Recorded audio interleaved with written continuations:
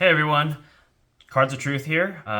So I have a new game that I've been looking into. It's called Kryptik. It was a Kickstarter game that I backed sometime in November or December of 2021. So it's finally come, and I finally have some time to sit down and open it up, and I don't want to share it with you all. So you can see that it even has the Kickstarter logo up there, and this is the first set is called Genesis. The thing that really interested me about this game was that there are no dead hands, or so they tout, which seemed to be really interesting. And I'm going to open up some of the starter decks. They come with a rule booklet, 40 card deck, and actually comes with 3 10 card booster packs, which I thought was a really nice touch. So here are some of the cards. You can see the artwork already. This is the Mystics. You can see the rarity in the top, so there's that golden, which I think is like their legendary or mythic rare. At the bottom, I think is the pitch cost, so if you were to use this card as a resource for future cards, which kind of helps as the mechanic so that you don't have a dead hand, really. I forget what this one was. I'll have to read the general rules again. But I think the cost is in the middle, and then the stats are on the left and right. So our very first card is Kushiel, which sounds like a fallen angel. You can see kind of that it is kind of that fallen angel aesthetic. And these are the citizens. So citizens in this game are the creatures or monsters, depending on which game you're playing. So next one is Henry.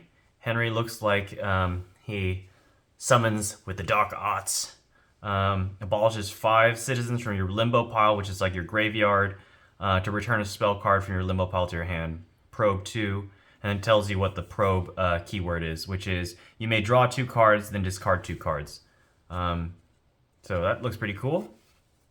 What's the next one? Next one is Estrid.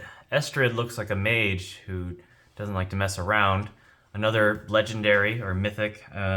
Need to figure out what that is, but we'll find out together when we open up their boxes.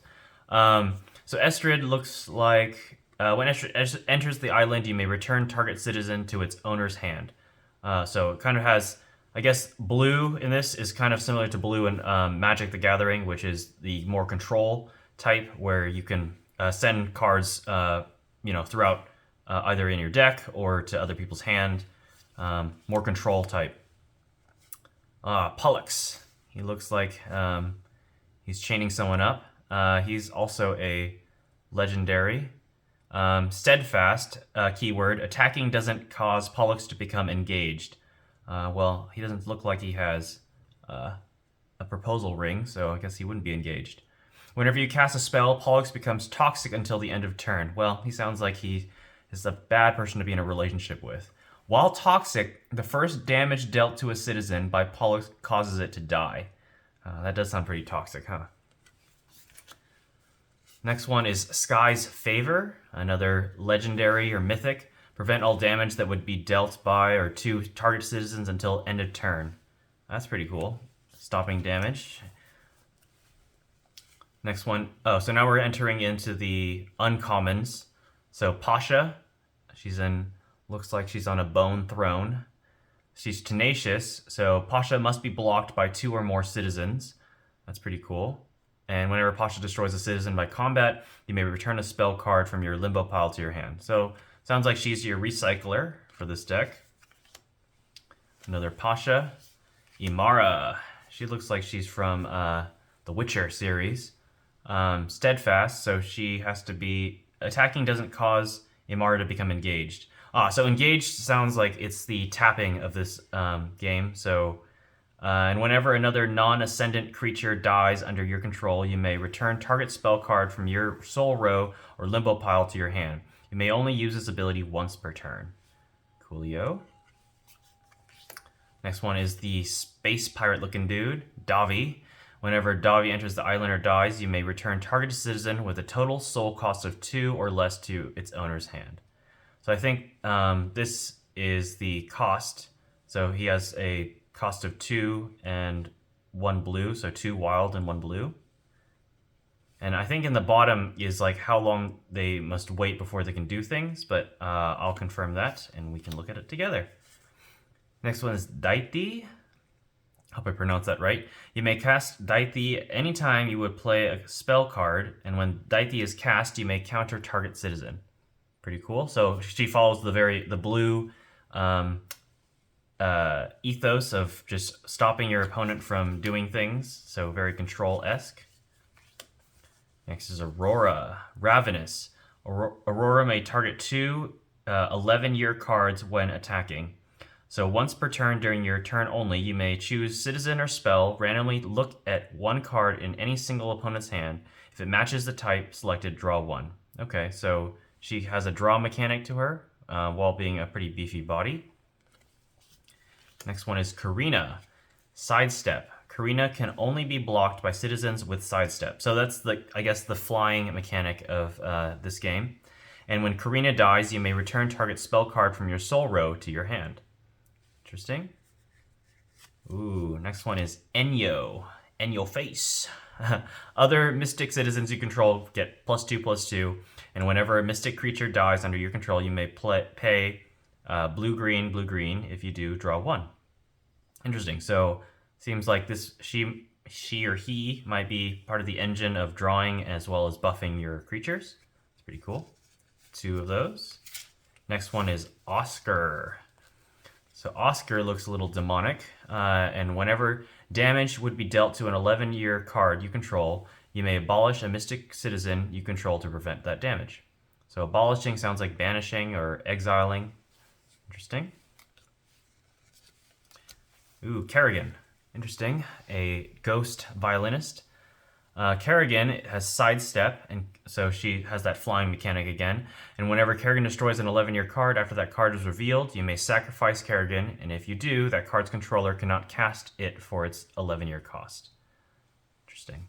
Yeah, we'll need to see what the 11-year mechanic is. I'm not quite sure how that works yet. But we will find out together in the next episode. Ozara. Engage. And abolish Ozara and pay the cost and counter target spell. Cool. Very blue. Next is Azizi. So she has the sidestep flying-ish mechanic.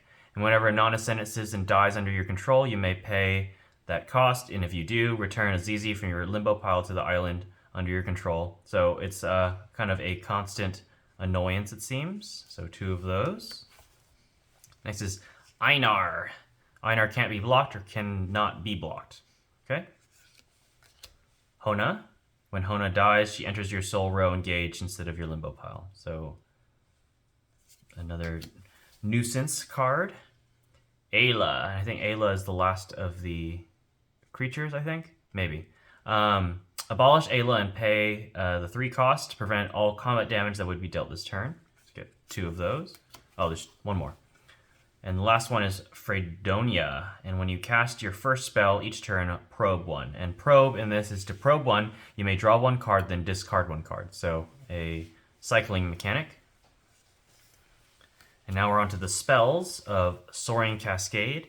You can look at the top card of your deck, and you may put it on the bottom of your deck and draw 1. You get 3 of those. Fortuity. So this is your Pot of Greed. Essentially just draw 2. And we got Vital Deliverance. So you can look at the top 3 cards of your deck. You may put any number of them to the bottom of your deck in any order. Put the rest back on the top of your deck in any order and draw 1. Okay, so cycling. Dead on Arrival. Just counter target citizen. So this is your trap hole. Let's get 2 of those. Rash Judgment. Looks like the Wraith from Lord of the Rings. Counter target spell or citizen and probe 1. Sounds pretty good. The last one is Underworld Escort. Reveal the top 4 cards of your deck. Target opponent splits those cards into 2 piles. Choose one of them to go to your hand. The other goes to your limbo pile. So you got 2 of those. Cool. That was your 40 card deck for the Mystic Starter Deck. Thanks for watching, everyone, and I'll see you on the next video.